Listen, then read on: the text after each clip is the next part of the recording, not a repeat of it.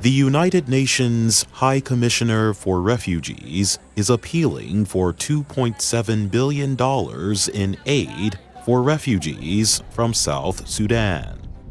In the United States, President Donald Trump is defending his decision to withdraw U.S. troops from Syria.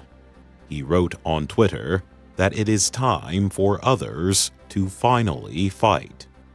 Flights were cancelled at London's Gatwick Airport after reports of a drone aircraft.